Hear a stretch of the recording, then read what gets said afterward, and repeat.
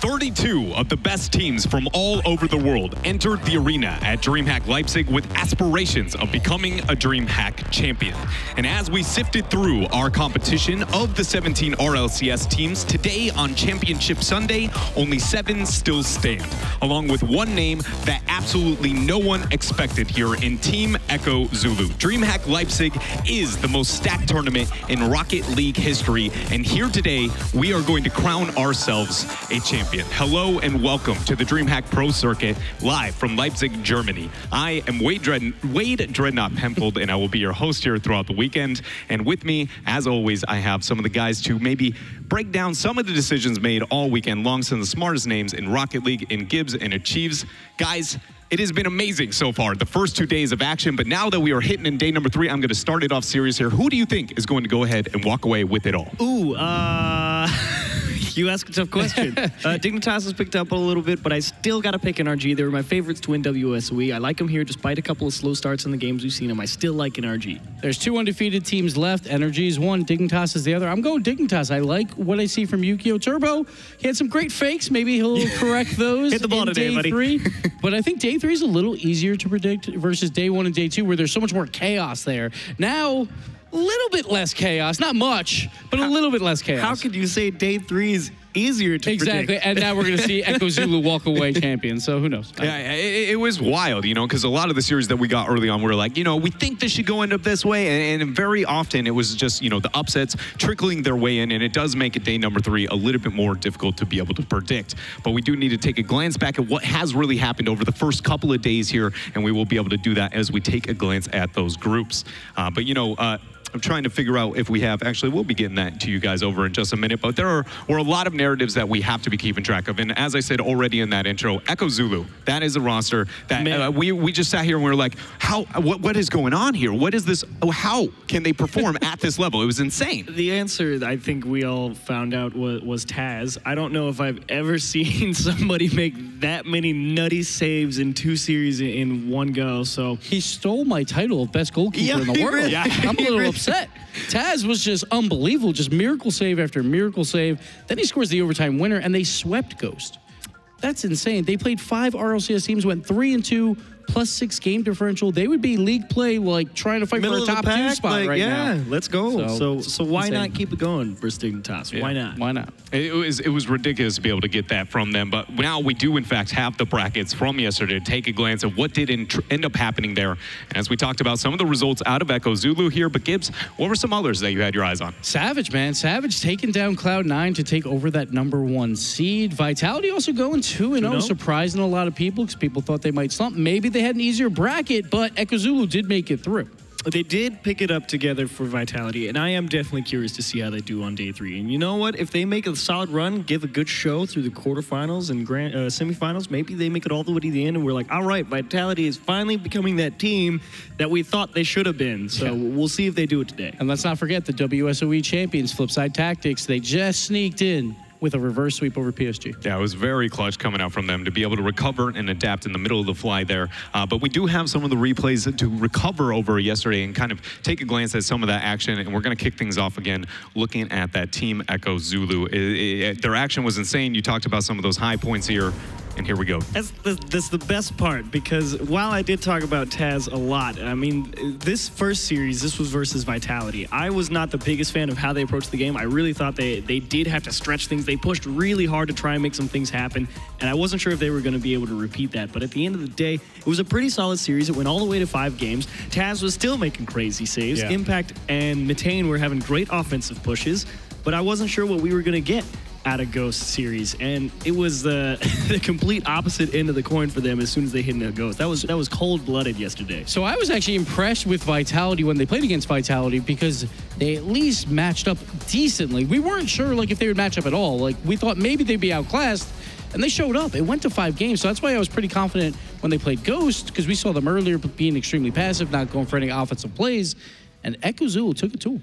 Yeah, it was really well done there, and I just feel like that clip can't tell the entirety of the story of what these guys have been able to do and how big of a matchup they really were able to find an upset. But talking about maybe not so much an upset, but a really good story we were already highlighting there before, the reverse sweep capabilities from Flipside to keep themselves alive up into PSG. And of course, it all started with a Game 3 long overtime. And who scores it? Buck Cooks here, of course. Always happens.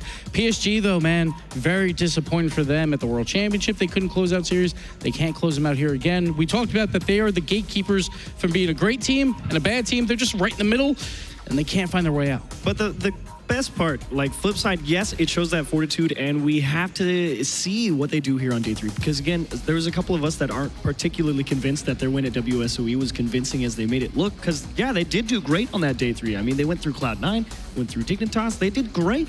And you got to come out here and you got to do it all over again. So let's see it, Flipside. Yeah, for me, it's all about Mist again. He was so quiet for the first 3 games. He really stepped up games 4 and 5, and that's how Flipside got this victory here. And I feel like that really kind of attests to some of the thought process coming out from Flipside, the fact that they're able to keep themselves so mentally intact here, as that is a very important thing to have within the Rocket League scene. But then the last squad here, the one that you had your eyes in within group number 2, and the fact that Savage cleaned up shop. I mean, dismantling was the word I used against Cloud9. It was insane because, sure, like if Savage beats Cloud9 in a close series, okay, like that's always great, but it's just a 3-0, one goal Cloud9 scored, and it wasn't even a goal that Cloud9 necessarily deserved. It was just an alpha mistake that kind of gave them a free goal. So Cloud9 0 offense in this series. Savage looked like one of the best teams in the world. Can they do it for a 3rd straight day? And Bluey, of course, trying to defend his DreamHack Leipzig title. And, you know, they've been 3-0 through every single team after that initial series versus Rogue. They've torn through the entire competition to get to this point. So does it continue on in day 3? Who knows? But there are teams few and far between who can lock down Cloud9. And they looked good doing it yesterday. And plus for Alpha, man, his first was, land, that Game 2 overtime winner to force that own goal is such a clutch goal for them. And that's such a confidence builder for him going into day 3. I think even past that, you know, earlier I posed, you know, Alpha versus some of those mechanically strong kids and what they're going to be able to do. The fact that you perform against Cloud9, you know, you don't even have to stand out. Just the fact that you didn't lose, I feel like says so much about him for this roster. Yeah, he played like everyone else on that field. Like he looked like maybe the 2nd best player or the 1st best player, but only competitive with his teammates. He looked like Cloud9 looked silly, and Alpha looked better than all 3 of those members. And those guys are the world champions right now. So Alpha really stepped up. Achieves thinks there's some spicy words coming out of your mouth there. That's some fire, dude. Hey, Torment said it himself. Day 2 was not a great day for Cloud9, but it is a brand new day. But here, boys, we're done focusing on the past, and now it is time to turn our scope over to the present. What do we have unfolding here today? Looking at our bracket, we're going to be starting things off there with Savage and G2, but making your way down in the first round of 8. What is the matchup that you guys are pointing out as the must-see here for these players? There's no answer. I don't think I've ever had a day 3 bracket and said, I don't want to see any of these games because I know how it's going to go. And all of these are just something that you gotta see unfold. Like Echo Zulu Dignitas, it's like, yo, you still want to see that, right? But G2 Savage is gonna be really fun. Like one of the big 3 from NA. G2's been really stepping it up. Savage, just that European sensation coming out here. They look so strong. They could be one of the best teams in the world. But again, now it's day 3 where the pressure is on and no mistakes. You can't have any mistakes like day number 1 anymore. We'll see. And NRG Cloud9, that is a vintage North American Rocket League matchup that never disappoints. And Vitality and Flipside, Vitality a team on the upswing saying like, yes, we're back. And Flipside, the team fighting to say, yes, we're as good as you think we are. So it's all great round 1 matches. And it's crazy because 7 of these teams have title winners, right? The only team that doesn't is Echo Zulu. So much experience across the board. And as we said, now we are going to be taking a closer look at what is our very first matchup of the day. G2, one of North America's big 3, up against that European sensation within Savage. And pacing is a thing that we have kept our eyes on when talking about Savage. The play style that they had, keeping up at the same tone of Cloud9 throughout the entirety. Is that something that G2 has to be fearful of? And if so, how do you adapt? Fearful, absolutely. Because even yesterday with Savage versus Cloud9, I really thought that was the truest mirror matchup that you'll ever see at any team here in Leipzig. And they beat them at their own game. So Savage, I expect the exact same thing. They've torn through everybody. 3-0, 3-0, 3-0. It's going to be challenge. It's going to be pressure. How do you adapt to that? I don't know. They like Chicago. They like the challenge game that he brings to this team. That's what Jozo said. He was like, we love the presence that he brings for us. So, I mean, do you beat the challenges? Show me. It's all about big clears, I feel like. Cloud9 didn't really get a lot of big clears, some weak touches, and every time Savage had a player there waiting for that ball. So G2's going to have to get some big clears to make sure to get rid of some of that pressure. Need space. Exactly, and then maybe get that counterattack on. All right, well, let's go ahead and take a look at what G2 looks like here on the stage, as they, in fact, have managed to be able to make their way out there.